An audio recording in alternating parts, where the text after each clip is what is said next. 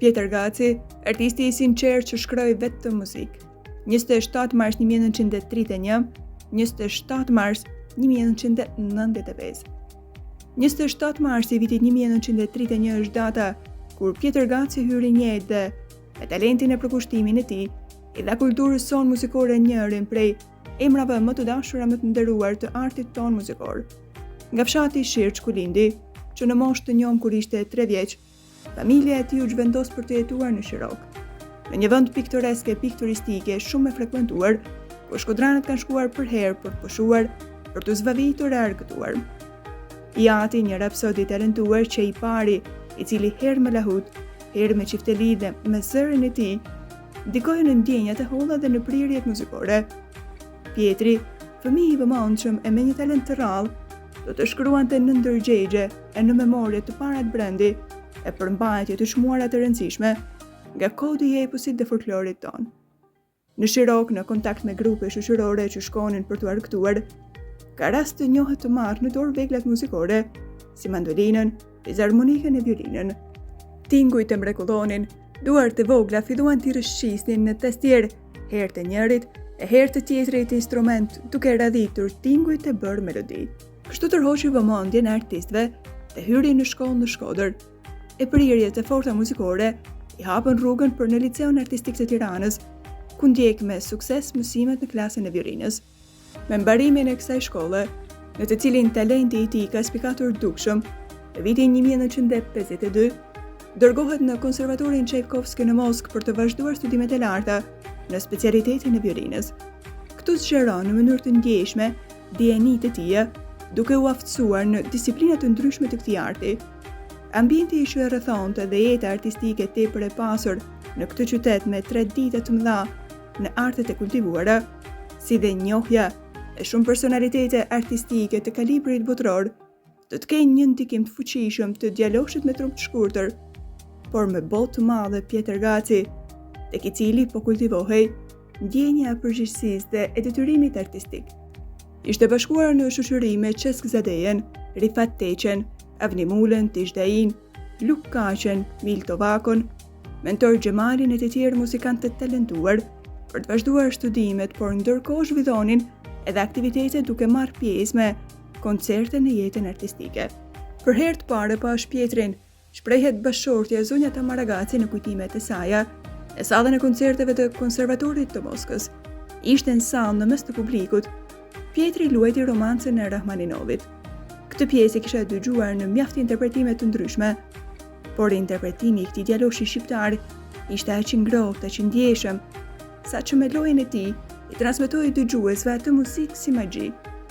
Kur Pietri uli violinën, shpërthyen duart trokitjet. Nuk rezistova dëshirës t'i shtrëngoja dorën dhe ta përgëzoj, e ta falenderoj violinistin për kënaqësinë e çastit magjik që na krijoi me violinën e tij.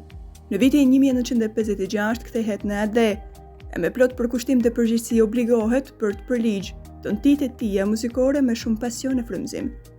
Nuk pati interpretim apo pentagram të mbushur me nota nga violinisti dhe kompozitori i mirënjohur, që nuk është përjetuar thellë artistikisht.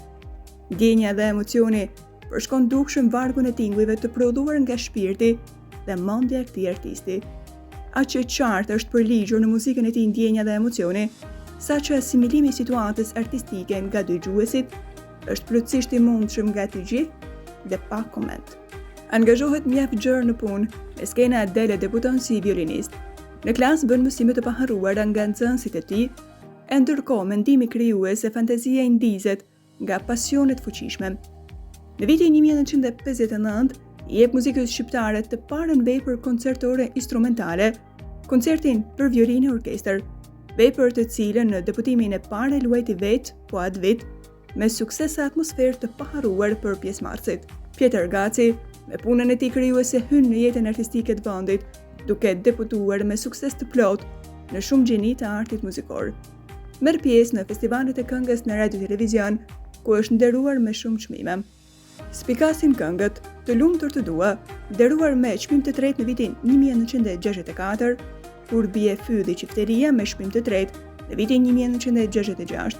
Shqipo një lirë me çmim të parë në vitin 1966, bie borë në vitin 1968, vitet e zjarta me çmim të dytë në vitin 1969, kur vjen pranvera me çmim të parë në vitin 1972, poeti partizan me çmim të dytë në vitin 1973 e tjerë.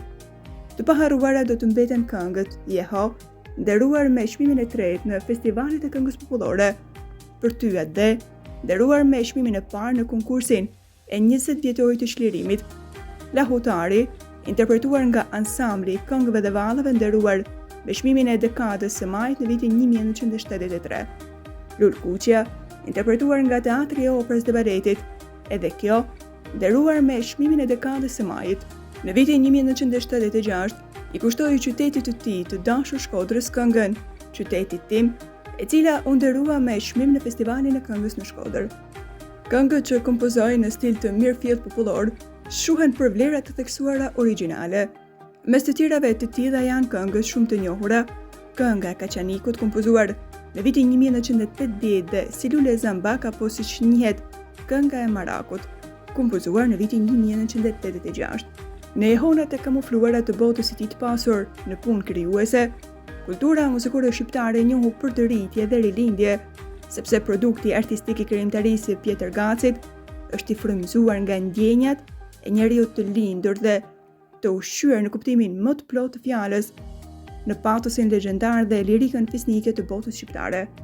Kompozoi në këtë frymë shumë miniatura për violinë e pianoforte, një lëndë me shumë vlera për mësimin e violinës, romanca vokale, balad për violinë, balad për pianoforte, perpetuo mobile, vallet simfonike 1-2-3. Kompozon muzikën për operën Për te mjegullës, interpretuar në vitin 1971 nga trupa e Teatrit të Operës dhe Baletit, Concertino për violinë në vitin 1977 dhe në vitin 1981, Teatri i Operës dhe Baletit vuri në skenë operën Toka jon, të cilën Pjetër Gaci e kompozoi me libret të Ndrek Lucës. Artistë të gjinive të tjera të artit i kërkojnë bashkëpunim dhe me frymëzim kompozon muzikë për skenën koreografike, Kreshnikët e Lirisë, realizuar nga ansambli i këngëve dhe vallave, muzikën për dramën Baca i Gjetajve, realizuar nga trupa e Teatrit Migjeni Shkodër, muzikën e filmave Prita dhe Dasma e Shtyrë në bashkëpunim me profesor Zef Çoba e tjerë. Bota e fëmijëve nuk është e pranishme vetëm në repertorin e pasur instrumental, por edhe në këngët herë të menduara me përmbajtje të thellë si Na llogaritni edhe ne, e herë gazmore si Tik Tak ora. Gjatë viteve që punoi në kryeqytet, Pjetër Gaci kishte njohje me një rreth të gjerë artistësh që e admironin nga të gjitha gjinit e artit, miqë bashkëpunëtor me të cilët jetonte. Nga profesor Zef Çoba për violinistin Pjetër Gaci. Pjetër Gaci